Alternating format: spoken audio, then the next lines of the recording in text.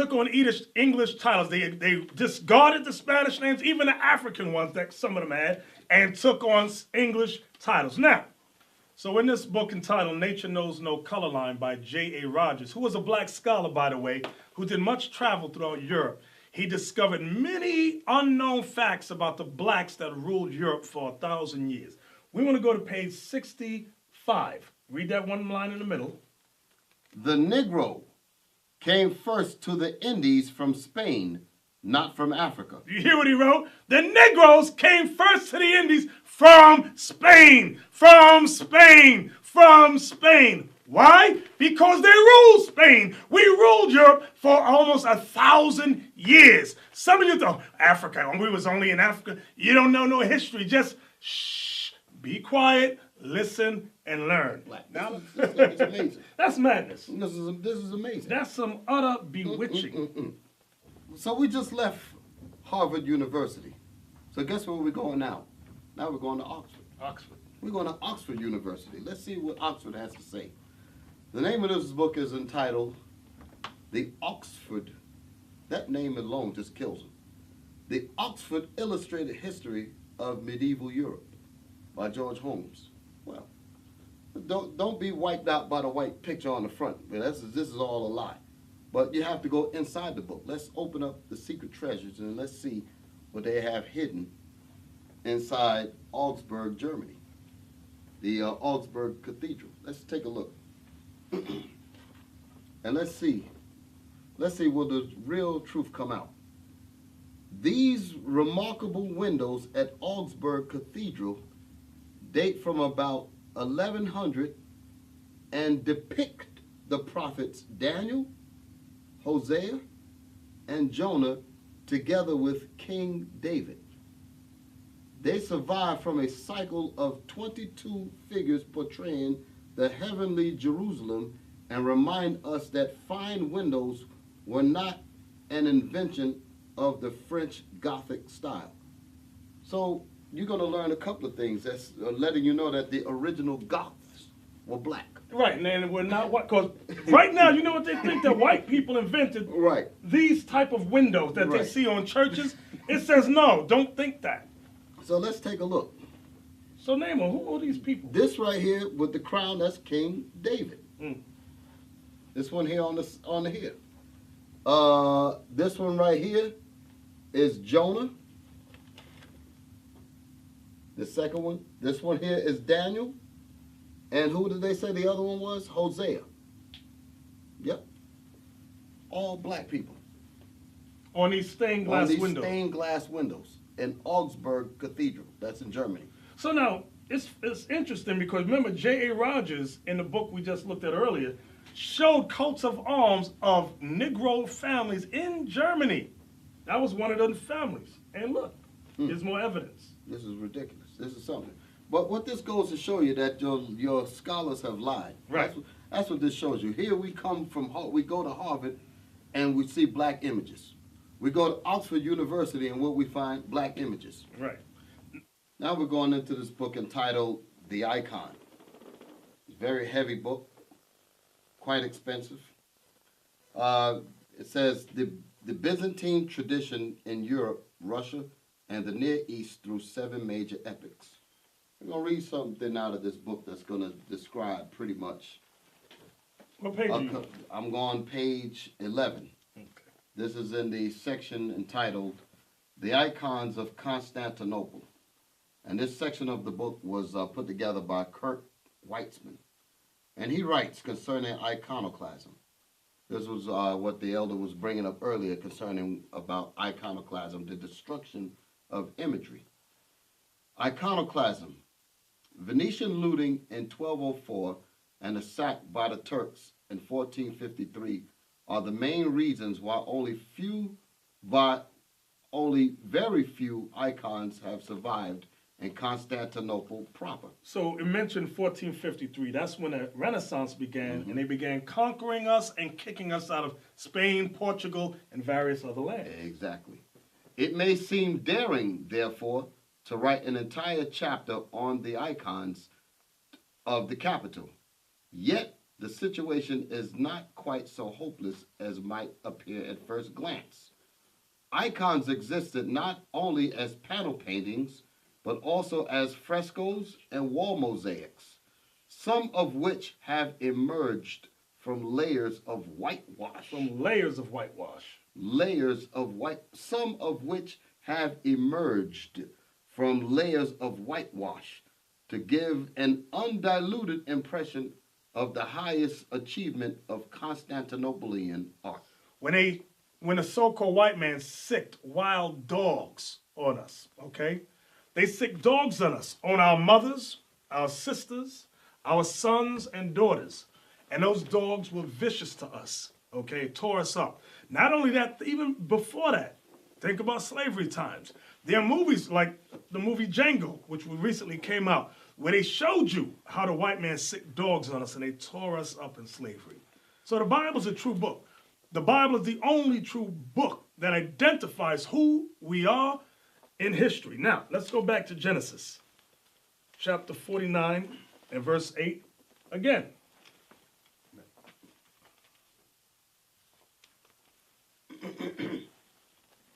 Judah, thou art he whom thy brethren shall praise. Go ahead. Thy hand shall be in the neck of thine enemies. Right, so the hand of Judah would be in the neck of their enemy, which is in their headquarters, which is land of the north, North America, with Edom. Choking out the lies, choking out all the injustices that this man has done to us. Okay? Read. Thy father's children shall bow down before thee. Why will our father's children are the other 11 tribes, why would they bow down before Judah? Because Judah would bring out the truth in these last days, okay? So, now we're going to go into this historical book entitled Lost Tribes in the Promised Lands. And the reason why I want to go into this book here is because the last verse that we just read, the bottom line, where it said, thy father's children shall bow down before thee, this particular book deals with that section of the verse. On page 364, in this book entitled Lost Tribes in the Promised Lands, it gives some explanation to what the prophecy is talking about in Genesis 49. It speaks of an Indian tribe, it speaks of an Indian guide who guided this man named Montezinus to meet with who he had said his brothers were, the Israelites. So this Indian guide led Montezinus over to them. So he's going to give some history about these Indians that he was leading Montezinus to. And he says, his ancestors, to their eternal shame, had indeed made war on them and persecuted them. Only the sorcerers of his tribe had perceived that they were a special people and had given warning that they should be left alone. The God of these children of Israel is the true God, they had said, and everything inscribed on their tablets is true. The tablets meaning the Bible. So the so-called Indians had written records of the laws and their customs. So that's letting us know that the Jesuits explained the history. Absolutely. So those were the sorcerers. Absolutely. That's exactly what he's saying. So he says, and everything inscribed on their tablets is true. At the end of days, they will be lords of all the nations of the earth. One nation will come bringing many things to this land. That's the part of this history that correlates with the biblical scripture. When it says, thy father's children shall bow down before thee, that's what this is talking about. I'm going to read that statement again. My land, and parted my land. We read a while ago, a few minutes ago, Ezekiel 36 verse 5. It says about Idumea would take the land. Who's Idumea? The so-called white man. That's 1948. Now when it says parted, who else? To part something means you're divided down the middle. Think about the news. Who's fighting about the partition in Israel? Idumea, the so-called white man who says, Ani Yehudi, Ani Yehudi. And who else? The Palestinians, the Arabs. Read on. And they have cast lots for my people. To cast lots for God's people means to bid for them. Who bid for the so-called white man that says they're Jew? What historical documents say they were bid for? I know our people was bid for. on the auction slave blocks. That's right. Come on. And have given a boy for an harlot. What boy amongst the so-called white man that claims to be Jewish, how are they made into harlots? They would never. What happened with us, though? They made the black boys into what? Breeders. Because slavery was big business. Read. And sold a girl for wine. What little white girl who claims to be Jewish was ever sold for wine? Name one! Not near one. But which of us was sold for wine? Our women, our daughters, our nieces was sold for wine. That's historically documented. Read. That they might drink. That they might drink, meaning party and commit adultery. Read. Yea, and what have ye to do with me, O Tyre and Zidon? Tyre and Zidon are two great African countries. Read. States. And all the coast of Palestine. Who's the Palestine? The Palestinians, the Arabs. Come on. Will ye render me a recompense? Will you judge God? Will you give him a payback for him choosing us and not you? And if ye recompense me swiftly and speedily, will I return your recompense upon your own head. What was the recompense they did to God? They scattered us. They sold a boy as a harlot. They sold a girl for wine. They cast lots for us. Read. Because ye have taken my silver and my gold, and carried into your temples my goodly pleasant things. They robbed us. They robbed us. They robbed us. Come on. The children also of Judah. Wait, does it say Africans? The children also of Judah. The children also of Judah. Listen, black man, because you are not Afro-American. You are not African-American. You are Judah. Read. And the children of Jerusalem. Read the whole verse again. The children also of Judah and the children of Jerusalem have ye sold unto the Grecians. Who's the Grecians? The white man. So Tyre and Zidon are Africans. And it's mentioned with the whole coast of Palestine, the Arabs, have you sold unto the Grecians. What is that talking about? The Atlantic slave trade, okay? Because it was the Africans and the Arabs in conjunction who sold us to the white man. That's historically accurate, historically documented. What are we reading? The Holy Bible. This is your history book, black man. This is the one true book. Believe it. Go ahead. That ye might remove them far from their border. Right, they removed us far from our border. Now, I'm going to go into this book here, From Babylon to Timbuktu, written by Rudolph R. Wenzel, okay? I want to go to page 133, right here where it says before. This is in the book entitled From Babylon to Timbuktu. We're going to read from page 133.